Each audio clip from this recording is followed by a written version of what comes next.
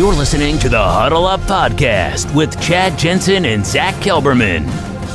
Join Broncos Country's deep divers at milehighhuddle.com and sound off. And now it's time to drop some knowledge. Okay, we're live. Gotta let it breathe just for a moment. Let's get Facebook in the house with us. And then we'll get this party started.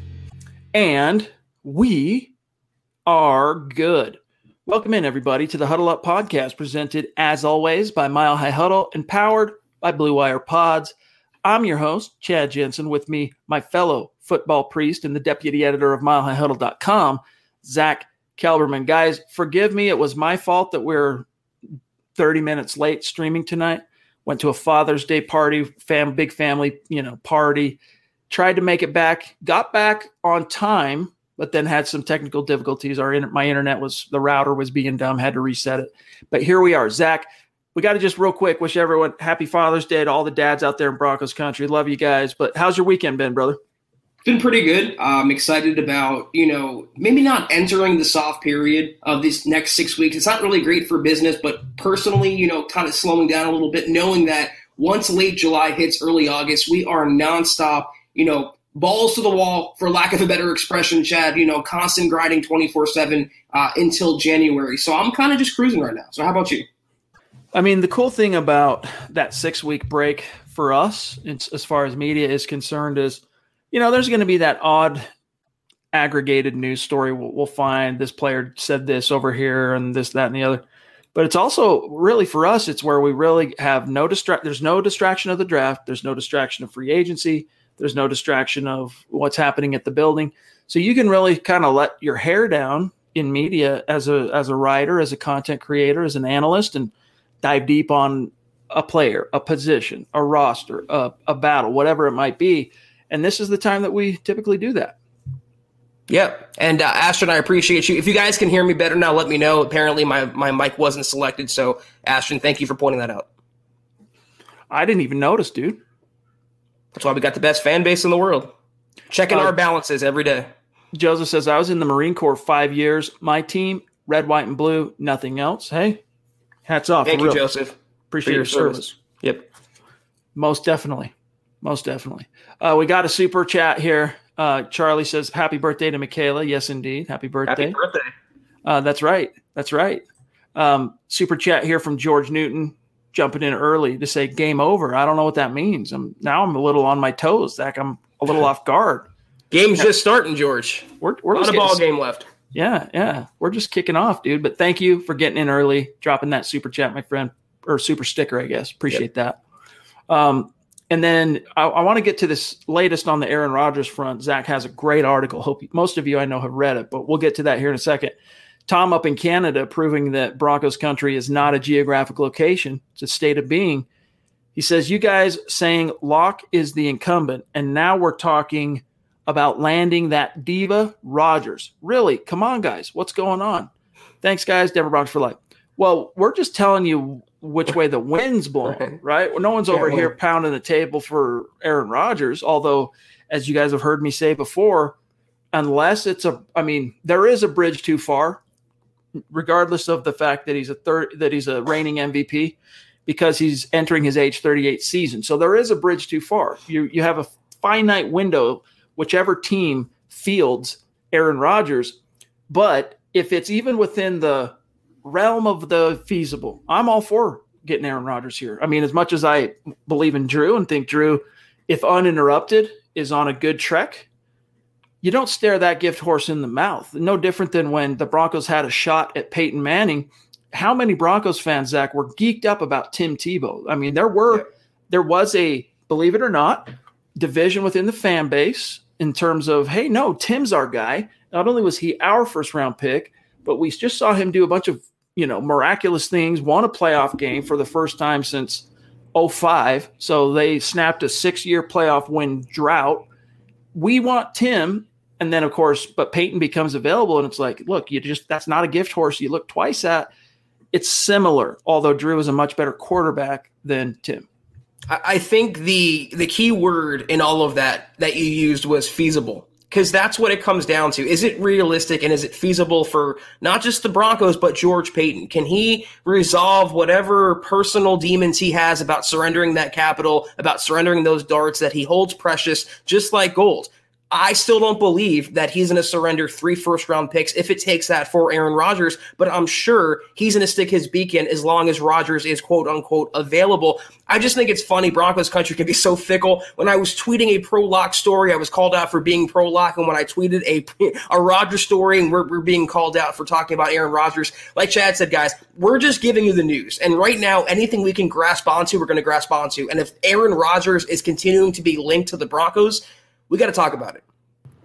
Guys, when we get on the podcast, this is kind of our format, our platform to give you our thoughts, right? To give you our unvarnished opinions, share our takes. When we publish an article, those articles, I mean, it's journalism. It's meant to convey the facts, convey the news, who, what, why, when, where, unless it's otherwise delineated as, hey, no, look, this is an opinion article, or this is a film breakdown, or this is an analysis piece. On a news story, our job, I mean, we might color it a little bit with our own kind of insights on certain things, but those articles, guys, are designed to simply tell you what's going on. And in this case, well, we'll put a pin in it just for a second. Zach laid out the very latest, and we'll talk about it on the other side of our matters of business. So I'll make this really, really quick, guys. Follow the podcast on social media, pardon me, starting with Twitter, @HuddleUpPod, the main account, @MileHighHuddle. Our great producer, Buona Beast, on Twitter, @JohnKMHH.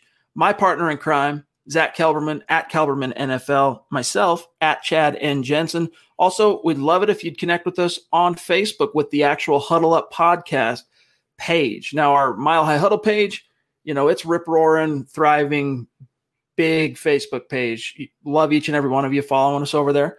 We need as many of you following that page as possible to funnel on over and also follow the Huddle Up Podcast page, because we have some big plans content-wise that we're holding off on until we get the following. So how do you follow the page? Simple. You can either navigate on a browser, facebook.com/milehighhuddlepod, or just open up the app on your phone, search Huddle Up Podcast, like, follow, and that also enters you into our randomly selected drawings each and every week. A raffle, we'll give away a t-shirt, a hat. No end in sight, all right? That we're going to continue doing that until we reach our goal. Also, guys, kindly consider becoming a supporter of Mile High Huddle on Facebook. We are in the final stages of getting ready to roll out our YouTube membership offering.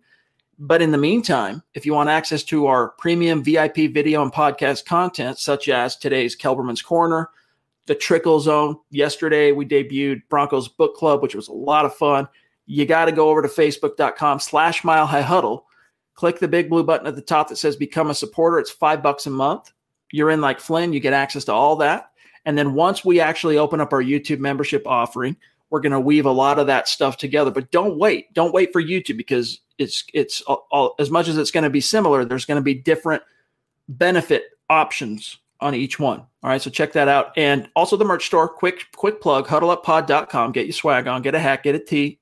Football Priest in the hizzy. All right, it's another way to support what we're doing here. And if you're not in a position to do those things, guys, it's all good. We are seriously tickled pink just to have you with us here, whether you're live or listening after the fact on demand. Please just make sure that you are subscribed. Kindly like this video if you're on YouTube or Facebook. And you know what? If we're doing a good job for you, if you respect the effort, if you respect the consistency, share this video out on your social media and help us continue to reach those Broncos fans just like you who are out there wandering the desert, completely ignorant of this community, just waiting to graft them in, just waiting to embrace them. All right, Zach, before we dive into the Rodgers story, John, let's grab Michaela, the birthday girl. Let's grab the Duchess of MHH, who's jumping in off the top rope on Super Chat, and it's her special day. It is Michaela's birthday, and we are, of course, we got a preview of that. She let us know her birthday was coming. And here she is, not only in the chat, but showing big love to the podcast and wishing a happy Father's Day to all the dads. So the Duchess does not disappoint. Michaela, we hope you're sharing, your birthday on Father's Day. I hope today was great for you. Love you. Appreciate everything you do. Michaela, I got to say, you're a better person than I. On your birthday, you're spreading that amount of generosity, that amount of love, and that amount of support. Thank you so, so much. And genuinely, I hope you've had the best day because you deserve it for how kind and supportive you are. Thank you again. Seriously. You never cease to amaze, and we can't wait. Ever. We have had the pleasure of visiting with you, but we can't wait to actually visit with you on an episode. It's going to be a gas. We've got Michaela booked. She's scheduled in July. It's going to be a gas. All right, real quick, let me pull up Zach's story, and let's just get to the bottom of the very latest with Aaron Rodgers because, as much as I felt like there was a period there where it turned, where it didn't really feel like Rodgers was going to leave Green Bay, as time has marched on and we've consumed what is the majority of June, Zach, it's feeling like something's got to give at a certain point. So Jay Glazer doesn't really need an introduction from us, but for those of you who don't know who Jay Glazer is, he is Fox Sports' version of Adam Schefter. All right, he's their NFL insider, very plugged in across the league. He appeared on the Pat McAfee show this past week, and of course, the topic quickly devolved to Aaron Rodgers, and he still wants out, according to Glazer, does Aaron Rodgers. But here's what he said, quote, "I know he still wants out, without a doubt. Absolutely. Still wants out. They didn't suddenly come out and insult him and say, okay, now it's all fixed. Every time somebody called the Packers, it was immediately shut down. What these teams need to do," so here's a little advice to George Paton, "is continue to call, whether it's for him, Deshaun Watson, continue to call to show interest, because what happens in the NFL, teams are so afraid to make the first call because they think you lose your leverage," close quote. So, Zach, I'll let you elucidate further on this because you had the story. You did all the research to get the who, what, why, when, where, all that stuff straight. But your thoughts? Well, first of all, if you don't recognize Jay Glazer, you might remember him from last year where he teased this groundbreaking blockbuster news, and it turned out to be, after days of waiting, some no-name player who none of us have ever realized was alive tested positive for CV. So that's Jay Glazer for you. In terms of this story, I don't know that it's much new, Chad. I mean, continuing to call, continue badgering Brian Gutekunst and hoping that Aaron Rodgers shakes free. He's reporting, I think, what is the common conception out there is that Aaron Rodgers is still unhappy, the situation is still unfixed, and things are still untenable as they're laid out right now. The only thing I kind of take umbrage to, and the only thing that's kind of new information here, is that he said, if you continue to call and badger and annoy and keep up your tenacity, Gutekunst might simply get rid of the headache in terms of Aaron Rodgers. It's a little more than a headache. I know he's a diva. I know he's hard to deal with, but he's also the reigning NFL MVP. He's a future first ballot Hall of Famer. He is the cornerstone of your franchise. So you got to do a little more. There's concessions that have to be made when you're dealing with someone of Rodgers' stature. And if Jay Glazer thinks that the Packers are going to dissolve that stature if you keep calling the GM enough, I think it's a little short-sighted. So just this last week, pardon me, frog in my throat, I talked to a source, and this source, I'll just say, is very plugged in with the agents, all right, who represent players in the NFL, including the reigning NFL MVP.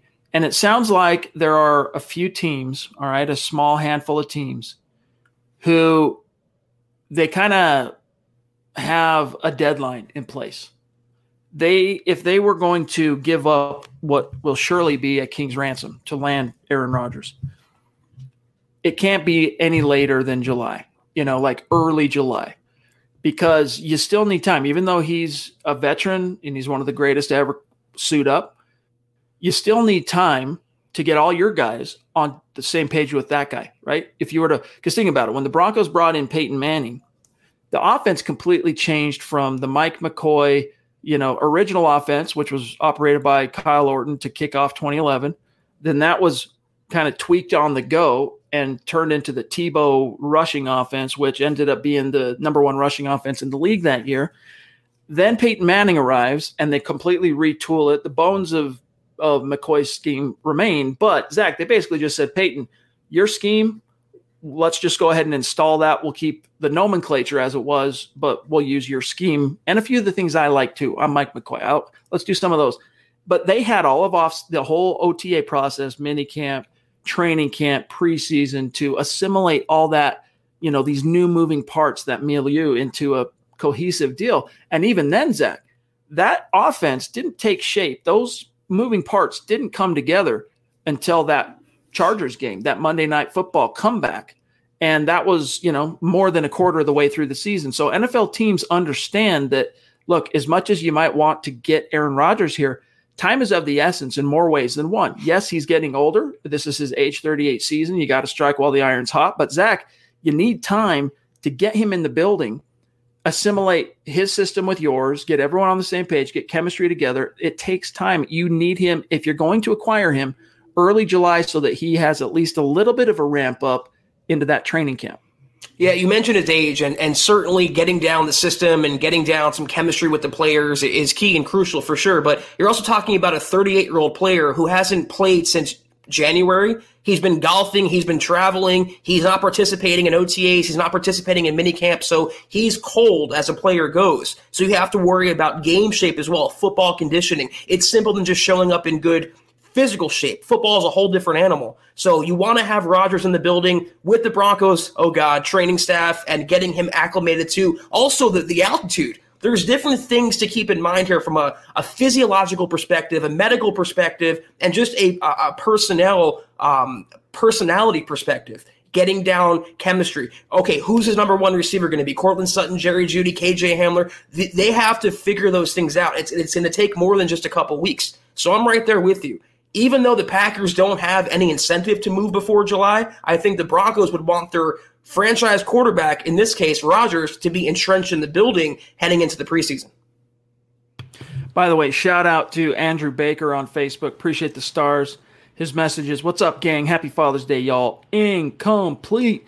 And then, Zach, we also got some stars, looks like from Kevin Carrillo. I think it's Carrillo or it's Carrillo. I'm not sure. I want to say Carrillo. But thank you guys for the support on Facebook. It means a lot to us.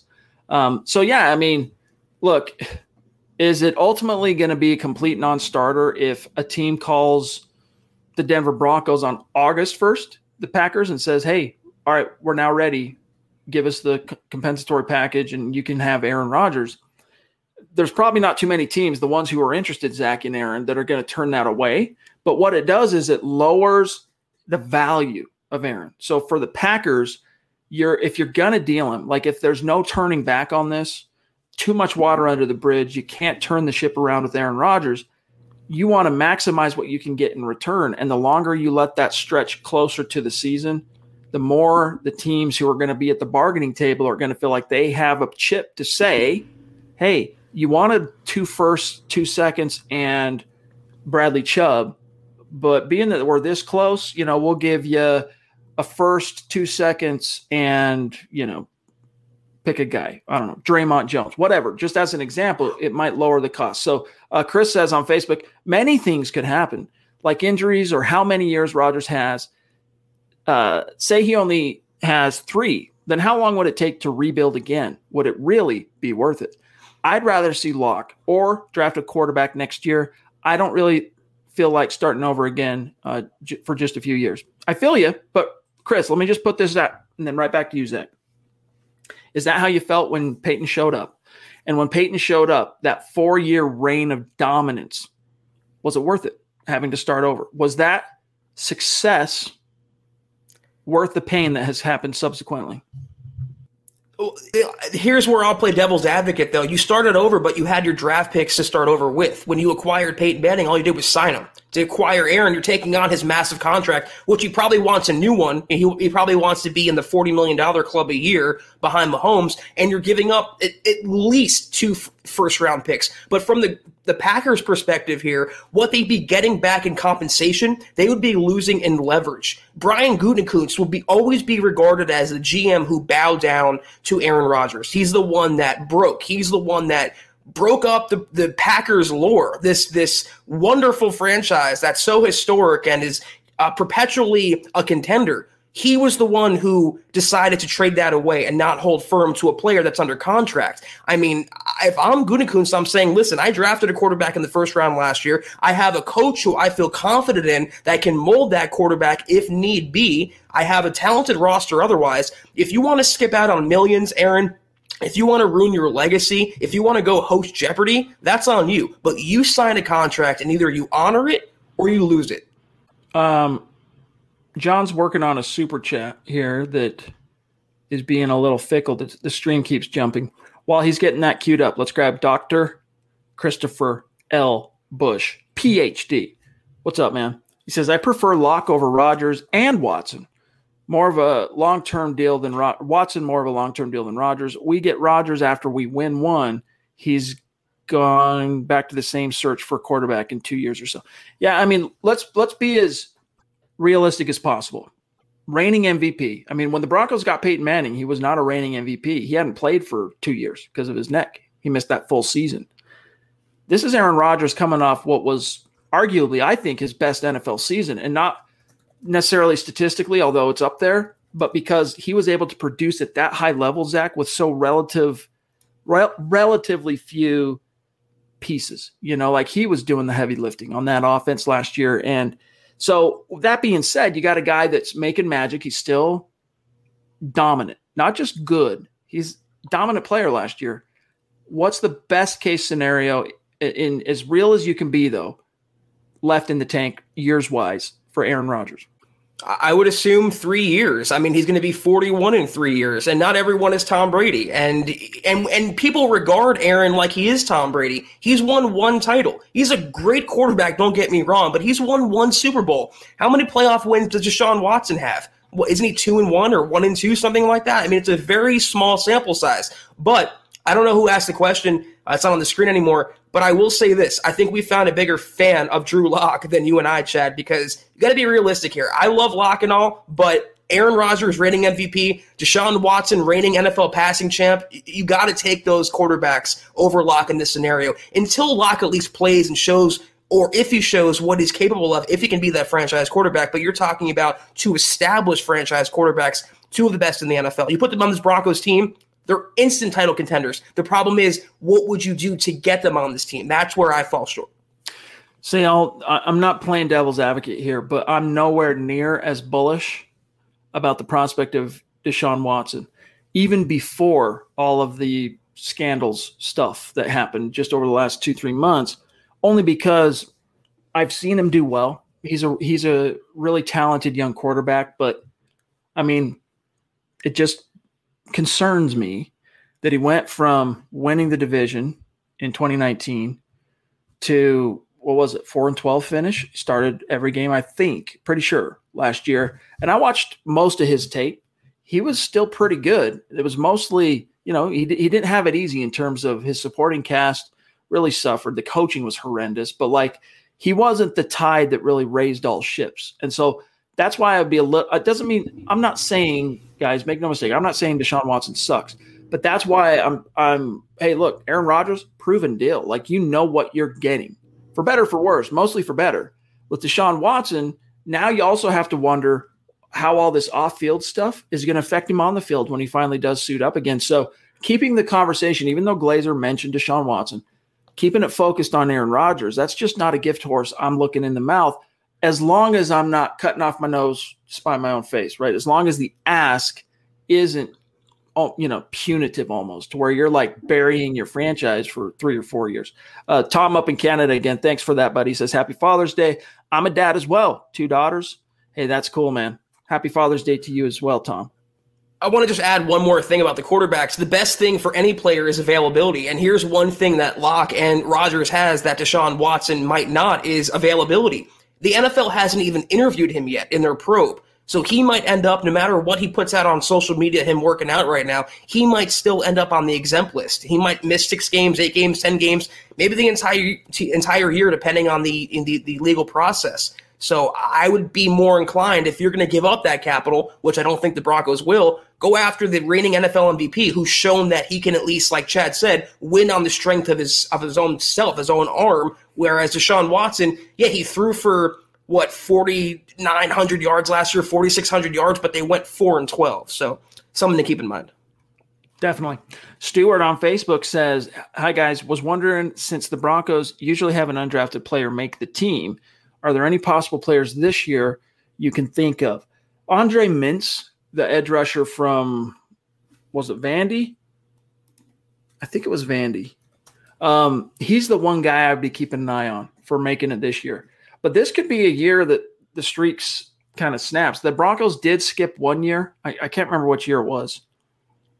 But either way, they've an undrafted rookie has made this roster, 15 out of the last 16 seasons coming out of camp. This could be the year that the streak, if you will, snaps. If anyone does keep it alive, that's who I'd be tapping, though, is that edge rusher, because we heard from Vic Fangio just last week. He's like, hey, man, we got it made in the shade, basically, with Vaughn, Chubb, and having Malik as the next guy into the fray. But beyond Malik, we're looking for two guys. We don't know, and we don't know what we have. You draft Jonathan Cooper in the 7th round out of Ohio State. You drafted Derek Tusk out of North Dakota State the year prior.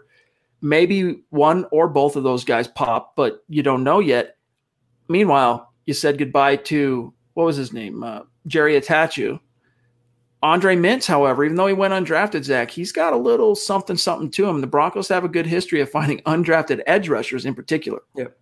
Yeah, that's a good name for sure. I was going to mention, too, either Himmelman, the tackle, because right now they don't have a starting right tackle, and, Mike Munchak might work his magic, or Sean Byer, the tight end. After Noah Fant and Albert O, I mean, there's literally nothing on the depth chart. Fumagalli is out of the picture. Butt's gone.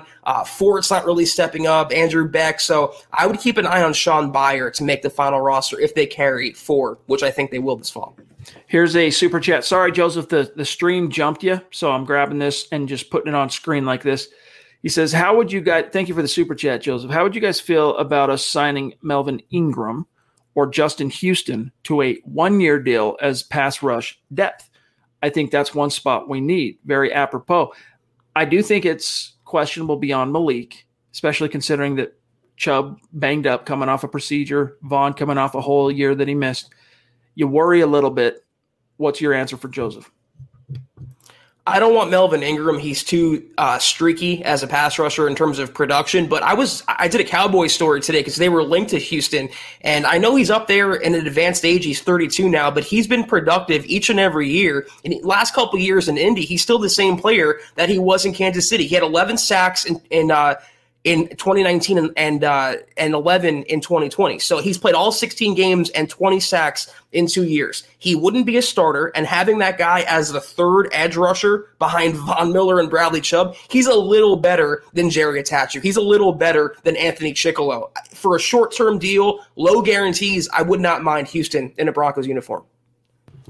Wouldn't that be crazy? Because his finest days in the league came as arch nemesis, Kansas City Chief All-Pro to the Broncos. But I'm not opposed to it as long as you could get him on a reasonable deal. Yeah. But much of that, Zach, it's going to be dictated by this whole Aaron Rodgers thing, because if you do end up making a move and landing Aaron Rodgers against all odds, he's going to consume much of, if not most of, what you have left. And they have a good amount. I think the last I checked, Zach, they were still number 2 in the league in cap space available.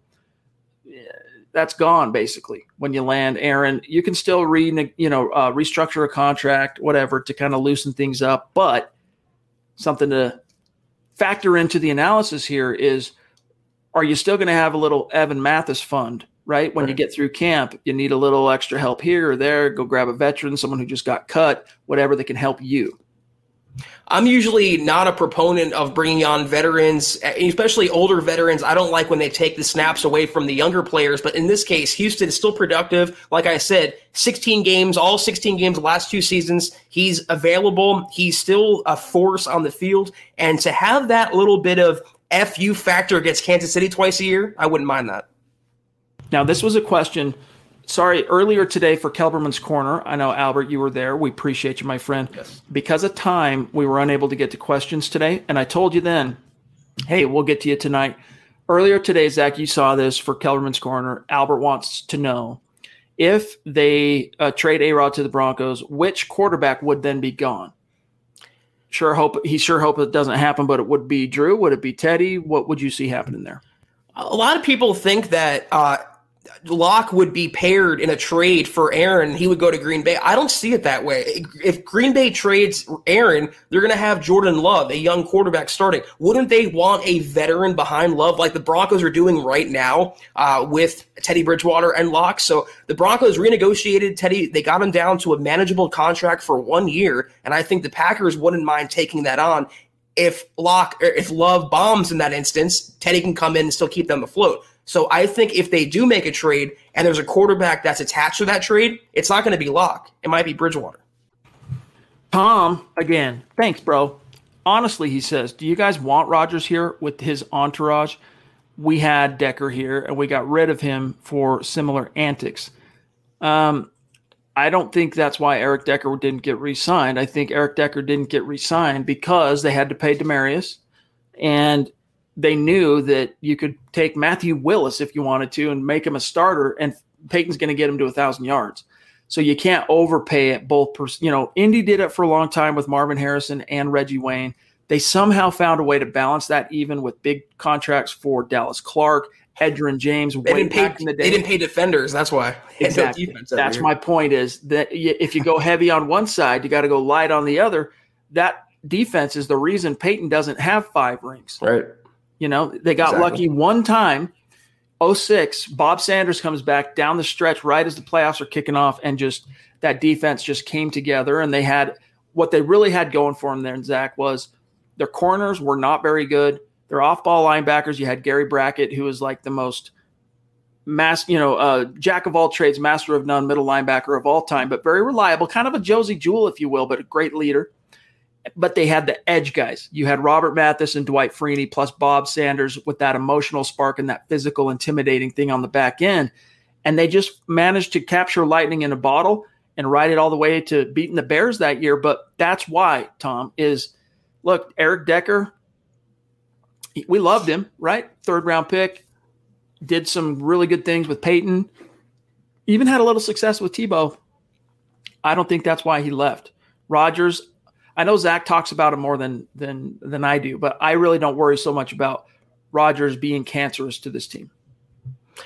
Bob Sanders, man, he was great. I wish he could have stayed healthy his entire career. He would have been one of the best to ever do it. And didn't Decker, when he left for the Jets, didn't he get some massive contract? That played into it as well. You can't pay everyone. And if you're paying DT and you're locking down people around Peyton Manning, someone has to go. And the Broncos might be faced with that. If they bring on Aaron Rodgers, Cortland Sutton's going to need a contract, Bradley Chubb, Noah Fant down the road. You're going to have decisions to make, and that's the problem. Can't pay everyone. So I wouldn't look at it like his entourage was the reason he left. It's just a business. People forget that. It's a business. Casey, good to see you, brother. Happy Father's Day, says Casey to Drew Lock, making everyone his daddy in practice, hearing very good things about his performance from it. Isn't that backwards when you say making himself everyone's daddy, right? Isn't that kind of – either way, we get what you're trying to say, Casey. And, look, Drew had one flagpole day in terms of like really capturing the spotlight. Teddy had one flagpole day of really capturing the spotlight. Otherwise, from there, the difference between them kind of negligible. And, as you guys have heard me say this, it took me some time to kind of come to this conclusion. And this was after talking to some people and, kind of formulating what my real gut take is on this. For those who are waiting or expecting to see Drew come back from the 6-week break, Zach, and be Patrick Mahomes in training camp, you're going to be waiting a long time. You're going to see the same very streaky up and down Drew, all right? But I submit and I predict that those ups are going to be just phenomenal, exciting, encouraging ups. And when it's all said and done, even though Teddy offers you that higher floor, I think they're going to go ahead and say, look, we can always turn to Teddy at any given moment. Drew has the upside that we want. Let's run the kid. We're going to push the kid. And then if you got to make a change into the season at some point, you make the change. But you could always do that with Teddy. Just don't go in expecting Drew to come in and look like, Aaron Rodgers slicing everybody up in training camp, especially with this defense. Man, I liked where this conversation was going initially. And Casey, I would highly recommend checking out KK from earlier today. I break down the stock report for the Broncos coming out of minicamp, and I actually have quarterbacks on that list. I'm not going to give anything away, so if you haven't seen it yet, check out the latest episode of KK. And I will say this about Locke. He followed up a 3-touchdown day in practice, which doesn't mean much, with a pick 6 the following day in practice, which doesn't mean much. So if you're expecting him, like Chad said, to come in and look like a Hall of Famer in practice, it's not going to happen. Locke is who he is. Like Teddy is who he is. It's not going to change over the course of 6 weeks. All we have to hope is some of that greatness in practice, if we do see some, which I think we will, translates to the field in fall, because that's what matters. Edward Keating in the house, a bona fide superstar. As always, his first message to Broncos fans, let him hate. He says, happy Father's Day to the dads. Happy birthday to Michaela. Thanks, Chad and Zach. Lock 2021, let him hate. Denver Broncos for life. State of being. Hey, dude, I know we appreciate that. I know Michaela appreciates that. So thank you, Ed. Good to see you, buddy. Thank you, Ed. Yes. Let me grab this from Chris real quick on Facebook.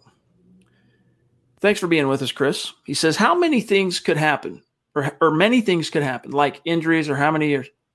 Oh, no, we got this one. We did get this one. My bad. I thought that's weird. Did he put that in there twice? Either way, Chris, I hope we got to your topic okay. Draven says, I wouldn't say Rodgers is one of the greatest to suit up. Give me a break, dude. I've been on record as being of the opinion that Aaron Rodgers has always kind of been slightly overrated.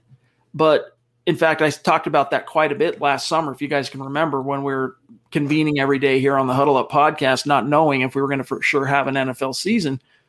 But his season last year, Zach, really disabused me of a lot of those doubts. And that's before he ever decided, hey, I want to leave Green Bay. You got to give the dude his due. He's a phenomenal, one of the top 5 quarterbacks of his generation. Can I argue, though, that he wasn't doing that well with Mike McCarthy, and Matt LaFleur comes in and he has an MVP season? Can I argue a little bit it was due to coaching? LaFleur is a great coach. But listen, not to take anything away from Aaron, he might not be a top 5 guy or a top 10 guy all time, but he's certainly one of the best to ever do it. And you put Aaron Rodgers at 38, 37, whatever, on the Broncos, they are an instant title contender, because that's the strength of him as a quarterback. Stu Meat, hey, that's a cute little kid. Is that your kid? Very cute with the Bronco hat. Thank you for the super sticker that says critical hit. Appreciate you, bro. Stu Meat, you've been with us a long time. We see you. We appreciate you. Yeah, apparently it's his little daughter repping, so we appreciate you, Stu. Cool. You have an adorable kid, and we appreciate your support. Thank you. Here's Zebulon on Facebook. What if the Packers let Rodgers sit until week 8, then start shopping him? Zach? I think after a while he would lose an accrued year on his contract. I mean, there's financial matters in there that he has to keep in mind.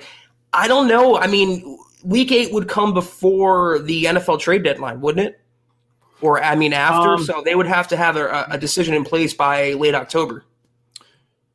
I want to say it's around week 6 every year, if I'm not mistaken, unless that's changed with the new CBA. But I could be misremembering stuff like that. It's hard to keep in my head. Of all the things I try to keep front of brain and remember about the league, some of that stuff, dates and things like that in season for deadlines and stuff like that, sometimes gets lost in the shuffle. But we can Google it. The point remains, though, if it's week 6, they're going to have to make a decision by week 6 by the trade deadline. I don't think it's going to take that long.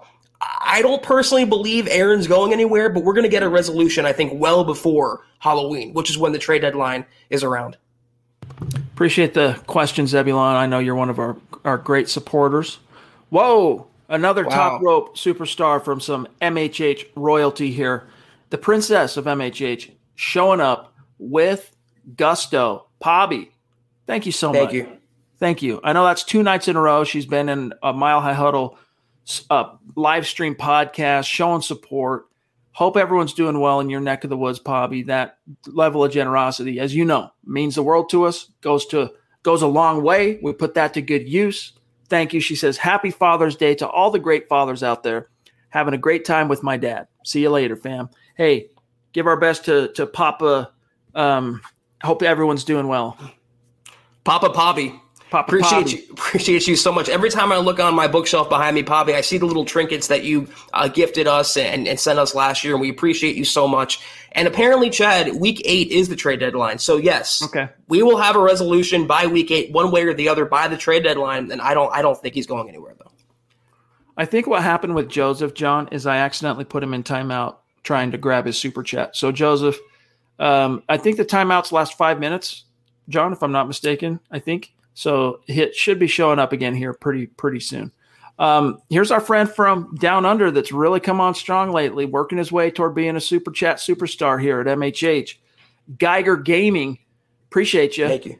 Rodgers come in and make an immediate impact, playoff bound, full show with a possibility of a Super Bowl appearance for 3 years. If Locke develops into a top 10 quarterback, we could have similar outcomes, but for 10 years. I'd take the gamble on Locke, says Geiger Gaming. Yeah, you know what? I mean, you can convince me. You could persuade me, I guess is what I'm trying to say. And I see that as a possibility in Locke's future. That's one of the reasons why Zach and I have been here saying, look, let's not give up on the kid. He's shown us some really interesting things. His ups have been impressive. His downs at times last year were concerning, but like we see that as a possibility in his future. Aaron Rodgers gifts it to you on a silver platter right now. Provided that collarbone of his, on his right shoulder, actually his throwing shoulder, stays intact, you're guaranteed a playoff spot. And if you get hot at the right time, you can go all the way with Aaron Rodgers.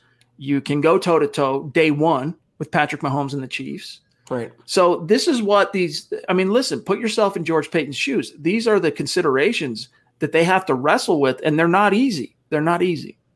This is why there's the proponents of fans of Deshaun Watson who want Watson in a Broncos uniform, because you would get the franchise quarterback, but you'd be getting him at 26, not 37.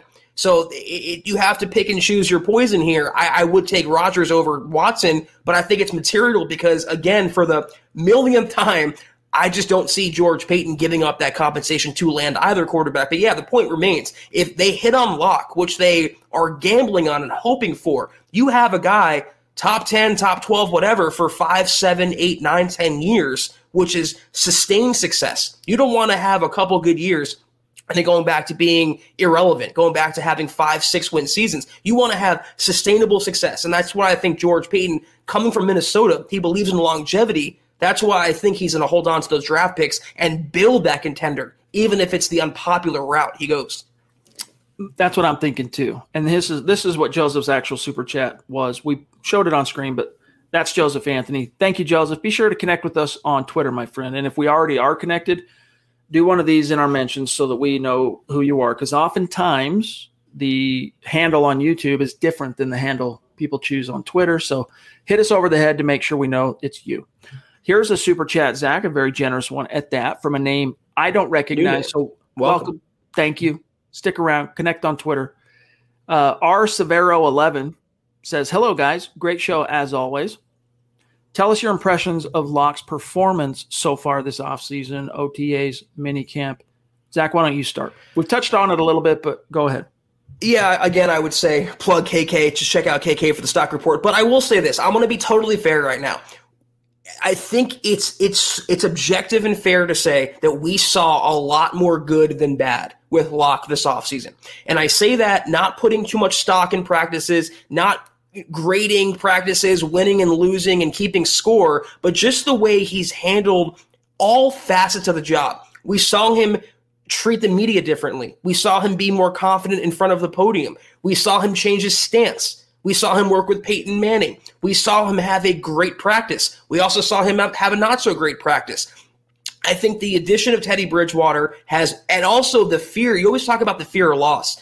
Drew Lock has that now. The fear of losing not just his job in Denver, but his possibility of ever being anything more than a backup in the NFL. He's auditioning for the entire league, not just for Denver. So I think he's taking that challenge to heart. I think he's doing everything in his power this offseason, literally everything, every single day in the facility, doing what he can to improve.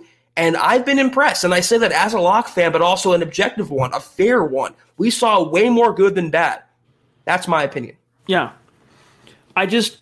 I'll echo Zach for the most part and say I just liked his energy, man. I liked that, he was pushing back to some of the offseason tropes, a little passive aggressively, but not so passively. There was some aggression there. Where's Kliss at?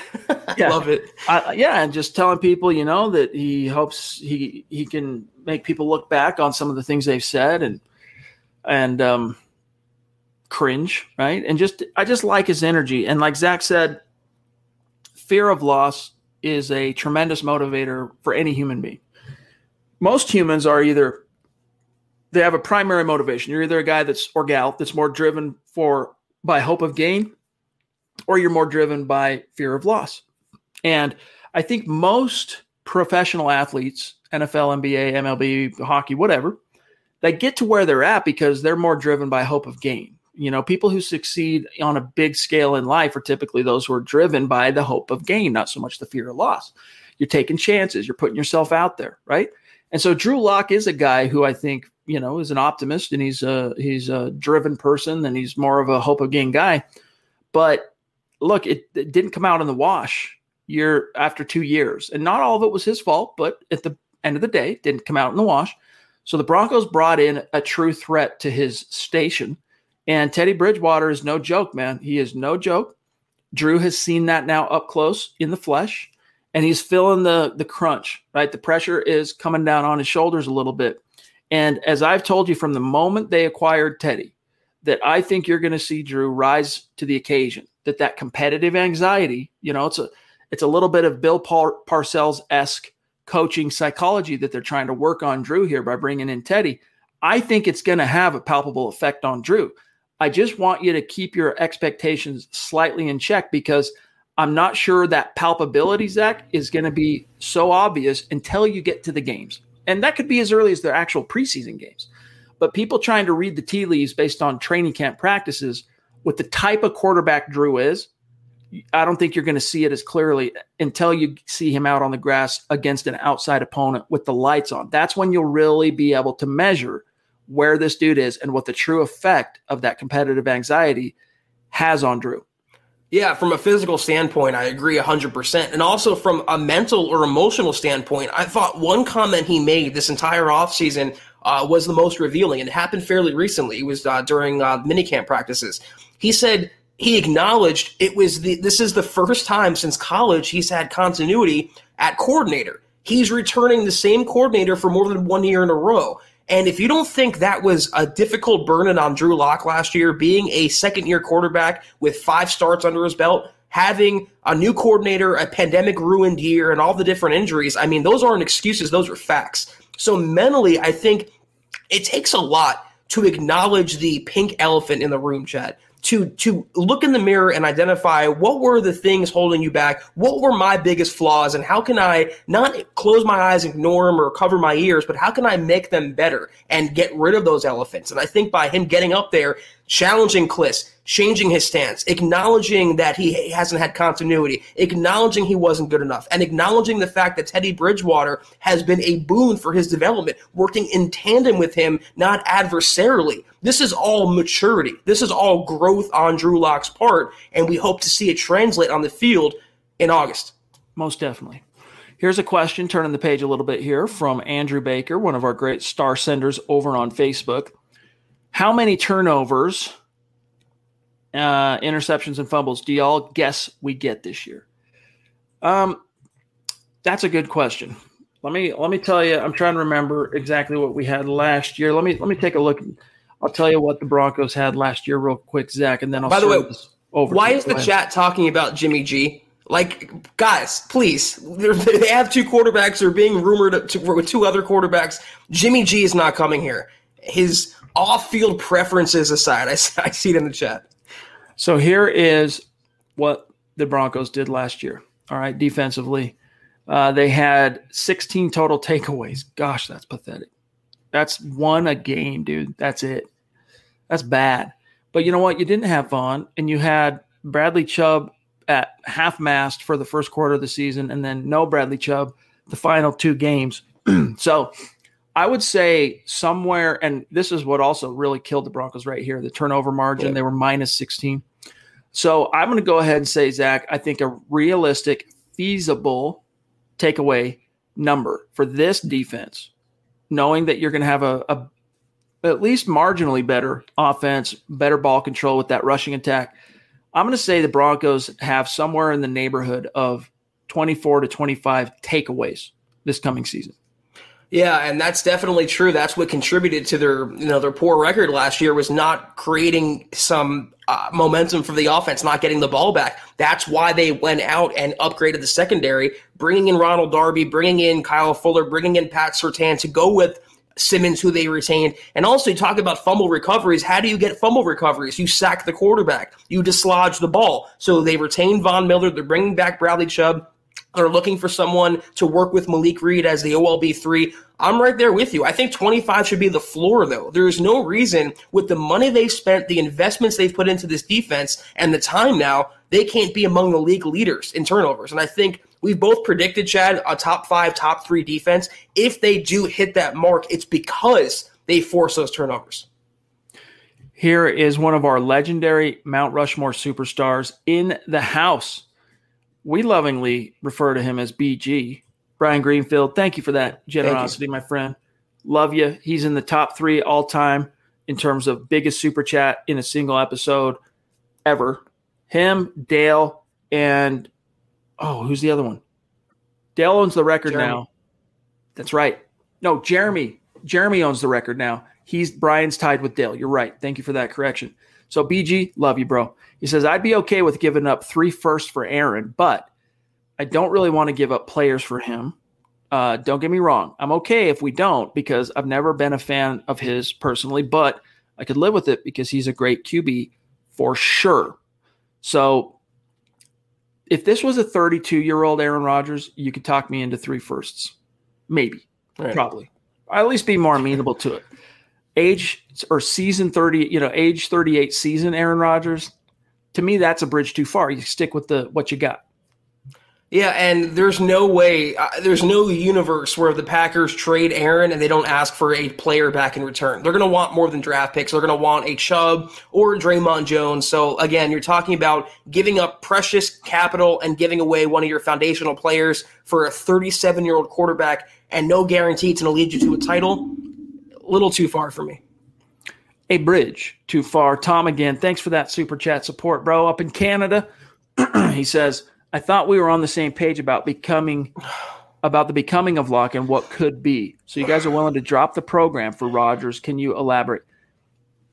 How can we really separate this topic? Can't. Look, we're believers in Drew, but we're talking about Aaron Rodgers at the right price. That's as simply as I can say it. Again, if it's 3 first-rounders and a couple of 2s and they want Bradley Chubb or Noah Fant, sorry, we're going to stick with Drew. If it's even within the realm of the plausible as far as compensation to get him here, yeah, I'd be about saying, look, we gave it the old college try with Drew, even though we had some, optimism for him in year 3. We're going for the jugular for the next 3 years with Aaron Rodgers. Andy Locke follows us on Twitter. I'm going to send him a DM, and I'm going to send him one simple question. Who's a better quarterback, Drew Lock or Aaron Rodgers? And even his father would tell you that Aaron's a better quarterback. This is you won't find a podcast that's more pro Drew Lock than ours. But we're not going to get out here and tell you that we would take Drew over Aaron, given no realistic burdens of a trade that would require multiple first-round picks and a player. If you're asking me, who is the better quarterback for the Broncos? Who would lead the Broncos to more success this year? Drew Lock or Aaron? You can have your pick of either. All of us would say Aaron. But who we think is the realistic quarterback for the Broncos, the best realistic quarterback for the Broncos, that's Drew Lock. I think it's not a hard concept to understand. You can separate 2 opinions. Not everything has to be the same. Hopefully that spells it out for you, Tom. Jeremy, yeah, dude, reach out to me. I got to juggle some stuff, but anything I can do, I'm always busy. Dude. That doesn't mean I can't peel off time for the people that are important to me, and you most definitely are, but I'm always busy, especially with a new baby, my friend. So whatever I can do, by all means, just know I'm pressed for time. Happy to help. TD, what's up, dude? Tyler, I'm not going to get that wrong again. Almost botched it. Well, then, not going to botch it tonight. Good to see you, bro. This is a bona fide MHH superstar in the house. What's up, bro? He says, happy Father's Day, Broncos country, MHH for life. Good to see you, man. Good to see you. We miss Tyler when he's not in the chat, and tonight he's in the chat. All right, we are at 54 minutes, guys. We got to wind this down. I'm just kind of scrolling through to see if there's a topic here. We have yet to really – oh, here's one. Vegna Prime, what are your thoughts on the Hard Knocks rumor? All right, so in case you missed it, there was a rumor. I think it started on Reddit that, get ready, gang.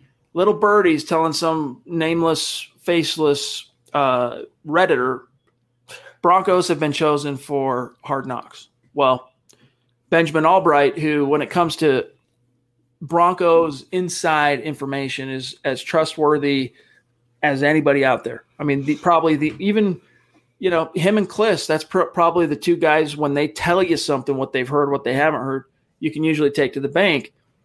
Albright said, checked with sources, if the Broncos have been selected for Hard Knocks, it would be news to them.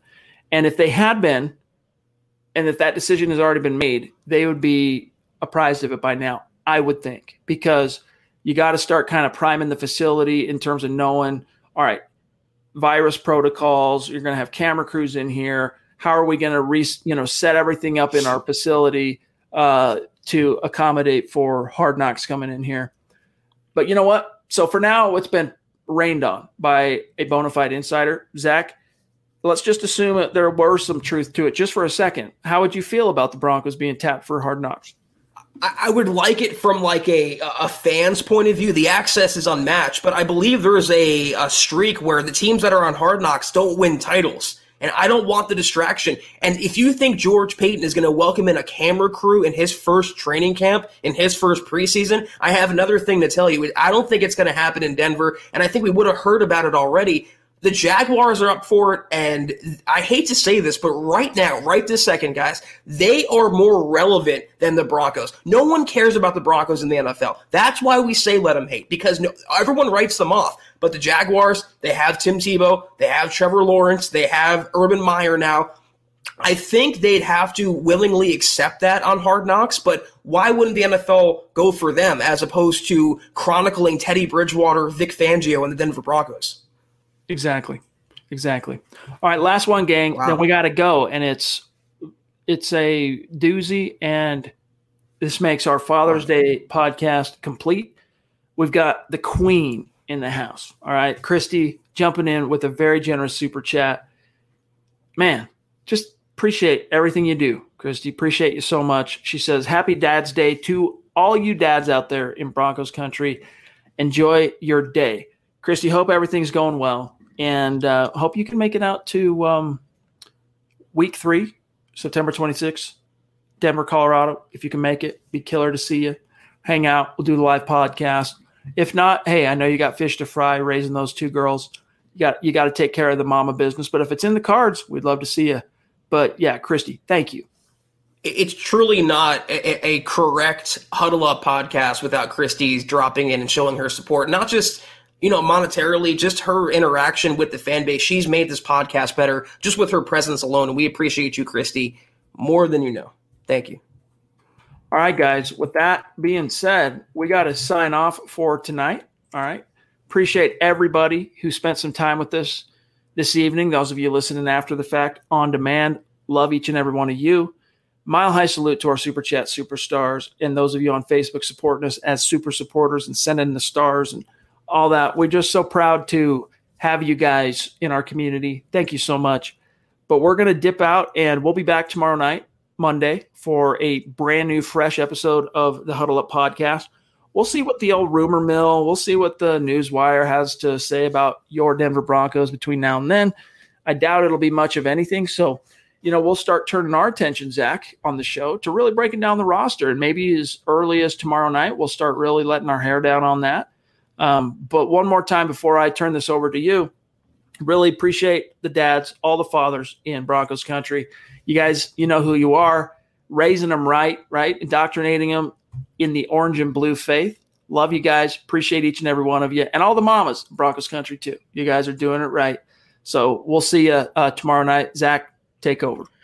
Yeah, thank you guys for another great week of podcasting. Tomorrow starts a new week of podcasting, and we'll have articles at milehighhuddle.com. We'll always be cranking out content for you guys, but tomorrow night we'll be back on here. Be sure in the meantime, though, to follow Huddle Up Pod on Twitter at Huddle Up Pod. You can follow the mother account at Mile High Huddle. You can follow Chad on Twitter at Chad and Jensen. You can follow myself at Kelberman NFL. Follow our producer, John, at John KMHH, the Beast, on Twitter. If you haven't yet, check out this store at huddleuppod.com and get your swag, get yourself a hat, coffee mug, shirt, etc., etc.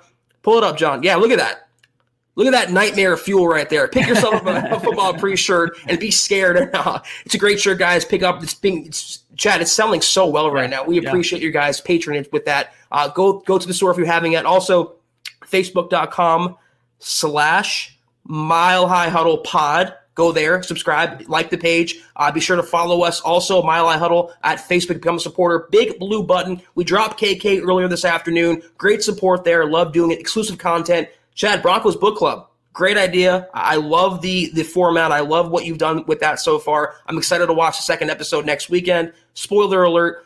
If you can't do any of that, though, guys, we appreciate you. We ask 3 things. That's all. 3 things. Takes 2 seconds. Subscribe, like, and share. It helps us more than you know, more than we can appreciate. We tell you guys we love you. We love you extra if you subscribe, like, and share. Thank you guys, though. We'll be back tomorrow night, 6 o'clock Mountain, 8 o'clock Eastern. Take care, and as always, go Broncos.